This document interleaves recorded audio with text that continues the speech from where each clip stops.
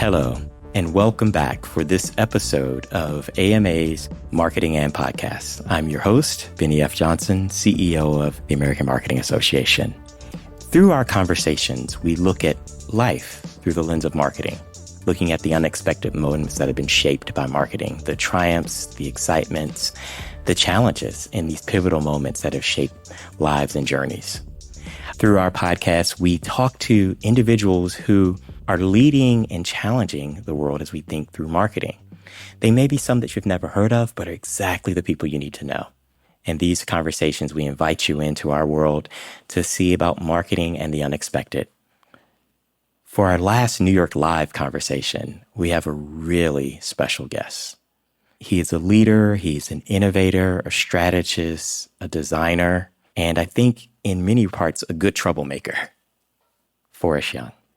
Forrest Young is currently the Executive Director of Design at Fundamental Co. He leads the design discipline for new economy clients as a part of their senior business acceleration team with a singular focus on value creation. Prior to this role, which brought him back here to New York, he was most recently held the title of Global Head of Brand at Rivian. This is the electric truck company, a role that he was able to focus on the evolution and expression of the Rivian brand across its people, its products, and services.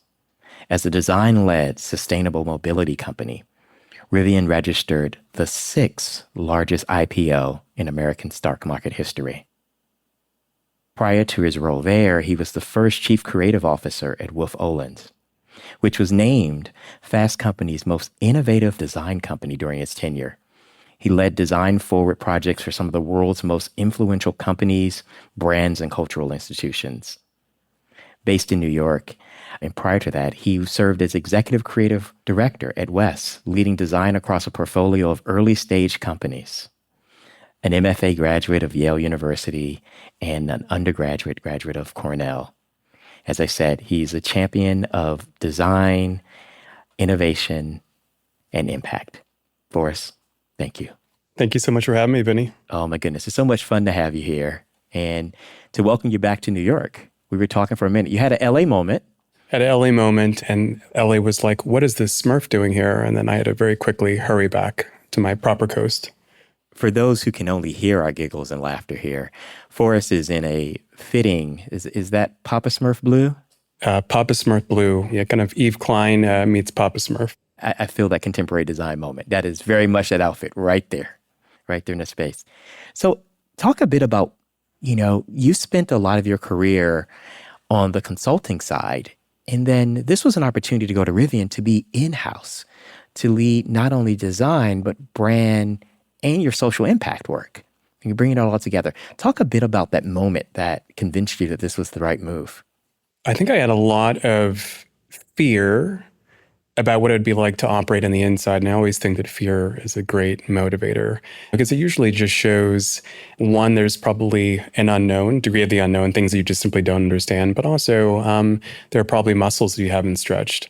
I think in my first month, we had a couple of consultants come in and present to us. I thought, oh my goodness, I used to be one of those, like a big kind of circus band leader coming in, 100%, assured of having the answer with 0% context.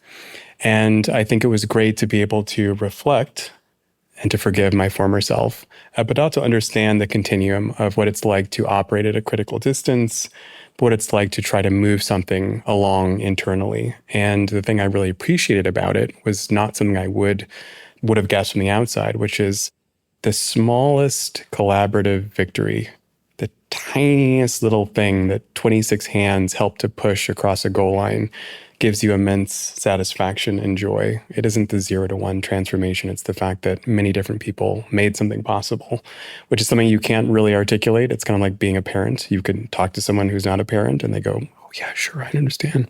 But until you are on the inside and you realize what it takes to move something internally, it's incredible. So you had a chance to be there where you were kind of a startup wrapped in a startup wrapped in a startup, when you think about it. So you're one, doing work in EV space. So in challenging science and concept. You're two, building a brand from scratch and trying to define meaning, and then working to build the company's social impact as well. Sustainability is a part of why you existed with the core mission, but your role really thread through that. So talk a bit about what you learned in that time period of really going from, to keep the car metaphor going from 0 to 60. Absolutely. In 3 seconds. Yes. Promotion. No, but to think about the three kind of nested, types of first. The first lesson was that, the company was founded in 2009 in a garage in Rockledge, Florida. And they had a completely finished prototype. And it was, a hybrid coupe. And they could have shipped it. But they decided to absolutely scrap it once they saw, kind of Tesla Roadster, and to say, why shouldn't we be able to push for an all-electric vehicle? And even more so, if we really are true about sustainable mobility, we should go after the largest vehicle class, which would be trucks and SUVs. And every consultant said that is a terrible idea. You'll never win over the Sun Belt. You'll never win over the people who identify as truck people. You'll never be able to appreciate this Venn diagram of sustainability and adventure. And if they had listened, that you wouldn't have a brand, called Rivian. I think the first thing is to understand and to listen to those that know, but also to have a kind of a first principles approach to say, fundamentally, as long as we don't compromise on what it means to have a truck, but maybe we could create a better truck or a better SUV. I think that had never entered into the dialogue, this idea of better. And I do think this idea of weighing the compromise and saying there is no compromise, it's all, for the most part, upside. I think the second thing about, building a brand is, in some ways, we probably had a little bit of the saintly foil to he who should not be named. But I think it was interesting to think about, what does it mean to create a good version of EV? What does it mean to truly thinking about building EV not for kind of science fiction fantasy, but truly driven by this idea of, solving for our kids, thinking intergenerationally, thinking about it from a capacity of caring. I thought a lot about some of your previous guests who have sat here. And I think more and more about, what's needed as we think about this uncharted future. And it truly is the capacity to care. Because the capacity to care will get you to be concerned about people who are not you, and also people who exist at a different time. And I think, when I was, helping to imagine what the brand would be, it's trying to force myself to have a greater capacity to care about those who will be affected by our decisions today, who I may not ever meet. And I think most of our decisions are based on, like fight or flight, like lizard-brained type of reactions, or avatar theater that we see play out on social media. But rarely are we thinking about people that we'll never meet and become truly concerned about their futures. So while you were there, I remember you talking about going public, but not in the sense that, oh my goodness, we're going public, but the excitement you had that your company had already built a protocol that by going public, you were going to use those funds for true sustainability and accountability work. And that's rare for organizations. But talk about that kind of living and expressing your mission through the finances and the work.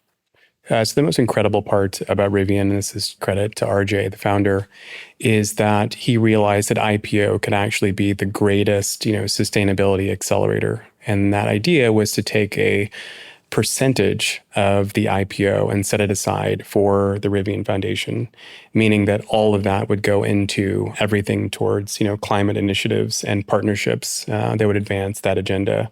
So the great celebration for all the employees was, on the one hand, IPO, and we were satisfied that the IPO went really well, but it was also knowing that we were putting funds towards powerful initiatives that truly meant that we were kind of walking the walk.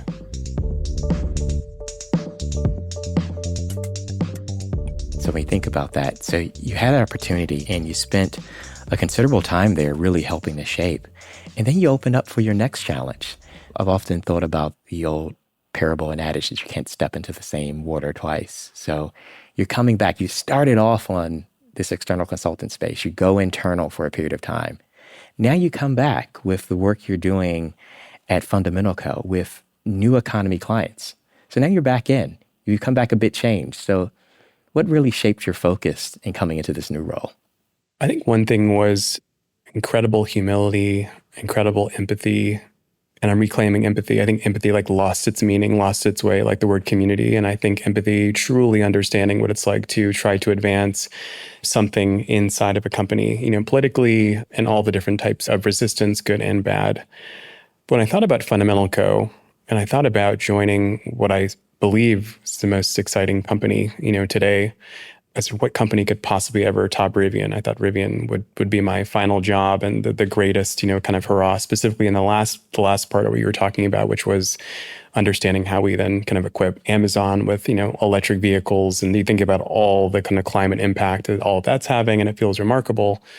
But Fundamental Co. was very fascinating from the perspective of it was a true startup, a very small startup. And so we were 20 people. And we're a wholly independent consultancy that was carved out of Blackstone. And I think what was really fascinating is that a lot of my colleagues and peers kind of cut their teeth in the realm of the PE space. What I found fascinating about the realm of private equity, which I didn't think about from a branding perspective, is most of my previous branding engagements were about inventing a sense of urgency, about creating some kind of burning platform, trying to give the courage and the conviction for some leader to make a bolder decision. In the PE space, like the ultimatum is upon us always. It is always, this is a distressed asset. This is a roll-up. This is an exit. This is a true inflection point, not a manufactured one. So all of the brand transformations are truly transformational. They're not fake transformational, or they're not superficial, right? Because you're thinking about something going from private to public, you're thinking about something going from a single entity to being a roll-up. And so it's truly profound to think about, capital BT brand transformation. And so for me, that was incredibly exciting to take what I learned at Rivian, right, what I learned about an early stage, startup that was well-funded. How do I take those learnings and go into the PE space where I'm working with leaders or investors with assets and companies that are going through incredibly turbulent times, good turbulence, bad turbulence. And for me, it was the final proving ground of, do I know what I know? And, how do I think about future design? This inherently is designing a future for company A going into company B. Talk a bit about that. I was just about to ask you about futurism and the thought of using the skills and powers and imagination to design a future, or futures, plural. Well, I think one of the things, I taught a class called Future Design. It was the first class, kind of futurism class that was taught at CCA. And it was a night class on a Monday night, and we all tried to keep each other awake because we were all very tired.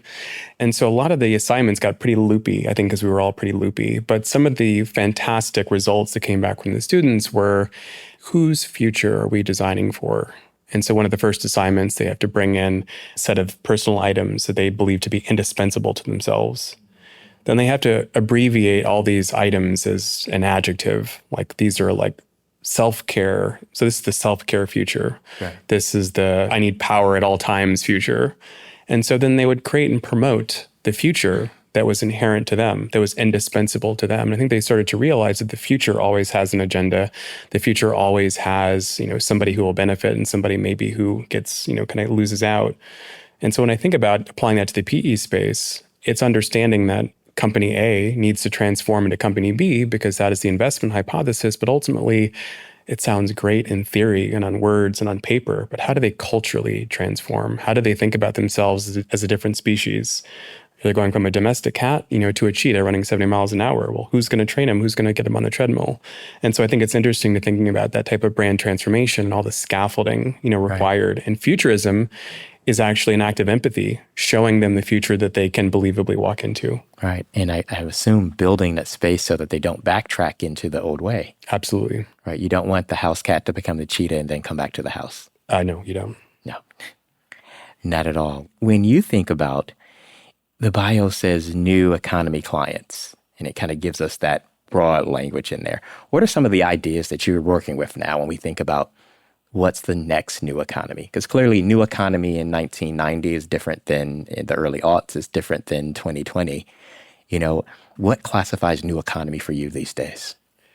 I think new used to be synonymous with a particular type of business transformation or type of typology, right? So it was, the micro on-demand companies, right? The largest hotel company doesn't have hotels, the largest taxi company doesn't have cars. And so it was all about, kind of asset-light economies. I think now it's all about interesting types of combinations. So kind of hybrid combinatorial entities. And I think that I get points for being the second guest to say AI, is going to be infused in a lot of different ways. I think it's interesting. There was a Fast Company article that came out this morning saying we all had great hopes and aspirations for AI, but the number one thing that it seems to be best at is summarizing, which is somewhat underwhelming, but it makes sense if time is the currency of the day. The ability to summarize and kind of get to the point feels profound. And so I think even the act of summarizing, when it comes to what can a business be, can make a business new if it's able to understand the appropriate kind of signal to noise ratio. Are you telling me that AI is Cliff Notes? I think that AI can be something both underwhelming and also in its underwhelming capacity can also be profound. I think that we're sometimes so influenced by, kind of the momentum of kind of the science fiction version of the future and the kind of flying cars and the AI versions of Skynet that we don't think of like AI as being just a simple augmentation or a desirable augmentation of ordinary abilities. But, in many ways, that's kind of a perfect goal of new tech, where it becomes something that moves us forward, that makes our lives better, that innovates in such a way that we don't even think about. You think about, we're in New York, all the technology that makes New York work, water, sewers, bridges, we don't get excited about, but it's here and it transforms lives. I think it's kind of like AI as R2-D2. It's just hanging back on the X-Wing. And if you need a lightsaber, you got it. Versus C-3PO, which is the interpreter droid, and you want to silence the droid. So I think the R2-D2 model of AI is more my jam. That's perfect. I'm right here in that moment. I feel I'm in the fighter. I'm coming in there, and I'm realizing that C-3PO is not helping me out. This important space in there. So when you look at some of the new design work that you see with companies, what's exciting you? Where are you seeing the opportunities that are really kind of shaping the way we engage with companies? I think what's so exciting is it used to be that if you were put on a B2B account, it was kind of like being put on detention.